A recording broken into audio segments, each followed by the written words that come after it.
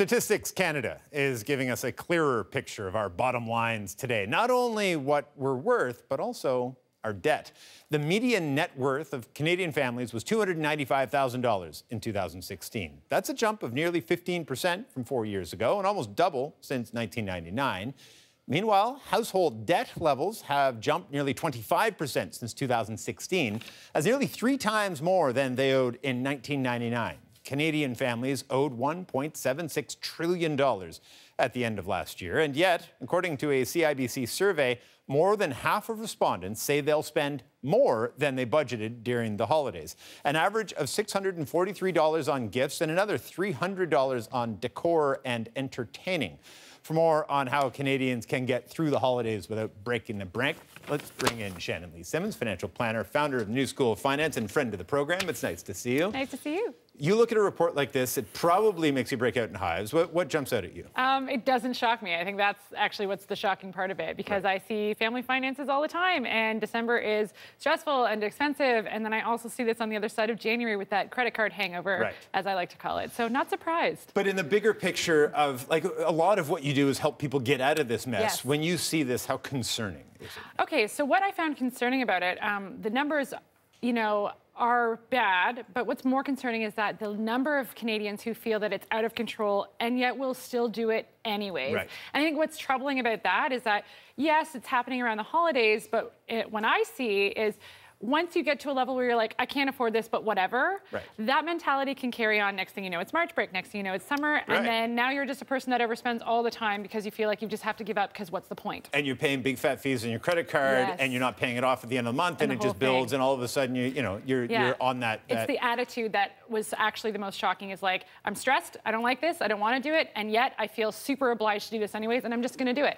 And remarkably, at least in my mind, the report says that it's the 18 to 35-year-old group, the millennials that are supposed to be, shunning all of our old traditions and being better money managers than we are, that, them and their avocado toast, they're out buying. But no, it says that they expect the biggest jump in spending plans, and they're often the ones that complain the most about a lot of this stuff. It's a lot of toast. No, I think that the bigger problem is, I think it's just expectations, right? So a lot of times in defense of the millennials, I think that there's also stagnant wages there and maybe the rise of precarious work. Things can feel harder, and then all of a sudden you have an opportunity to kind of celebrate, and you can get caught up in that cost of merrymaking, as I like to call it, the ancillary costs. But I also think that those times between the ages of 18 to 34, they're expensive. So you're buying for a lot of people. Maybe you're starting to have kids and that kind of thing. So well, I guess later in the 20s. But I just think it really comes down to the pressure that people are feeling. And I think that everyone needs to just calm down and think about what they can actually afford and really prioritize where they want to spend money and where they don't. Because the holidays is fraught with both kinds of spending. Some of it you're really stoked about. Other stuff, you're feeling resentful, and that's what makes us want to overspend even more because we're frustrated. That's very good advice, to take a deep breath. The other one that you give on most matters financial is write everything down. Yeah. And that applies to this. Because the holidays are so rushed and you feel so much pressure and you got to run to the store and you got to get it. You forgot about that cousin and now you're going to do. And you just go out and all of a sudden you come home with bags full of junk and you spent way more than you intended. Yeah, it's the mindlessness that happens. And I think it's just the spending money for the sake of it. And that's what really makes us feel frustrated and resentful. So what I do with a lot of people is I just say, okay, make a list of everything that you've got to spend money on. Even the extra cheese, all of the things that the holidays cost you, and then prioritize them. What are the things on here that you actually want to do that make you excited, that you want to spend money on? And what are the things that are dragging you down, making you feel resentful, that is just spending money because you feel like you have to? And that's where you want to cut. That's where you want to have those hard conversations with family and be like, this is not happening. I can't make it happen this year. Here's what I'm giving up. What's possible? And I know a guy who has a little notebook, just one of those little pocket notebooks, and he's written down everything that he thinks he's going to spend on. And then some other stuff just sneaks up on you, but he writes it down, and he goes home and he keeps a tally, and just visually seeing it on a piece of paper makes him more inclined to say, whoa, I got to slow this down. I can't do that tomorrow. I'll pack a lunch. I'll do whatever it is I got to do. I do think that over budgeting can be a little bit more stressful, but but I just think that being conscious and mindful about what it is and really the report talked about this too, changing traditions. And I think that is a really important piece of that report.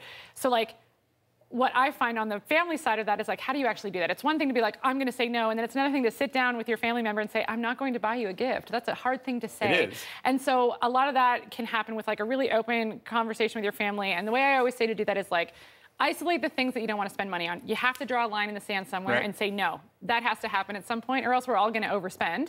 So with the things that you're going to say no to, have a conversation. Say, hey, this is what I'm giving up in order to this is what I can't afford. So I'm trying to take my family on a vacation. I'm trying to save money for retirement. I'm trying to pay down my student debt. Whatever is at stake, tell that person, this is what's at stake here. And then say, and that's why I want to do a Secret Santa this year and not gifts for everyone. Right. That's why I don't want to buy gifts. That's why I'm doing this.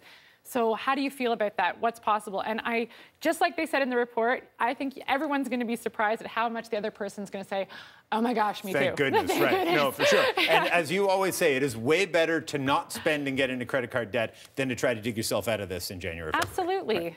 Every time, all the time. Lovely to see you again. Thanks for this. Shannon Lee Simmons, financial planner and founder of the New School of Finance.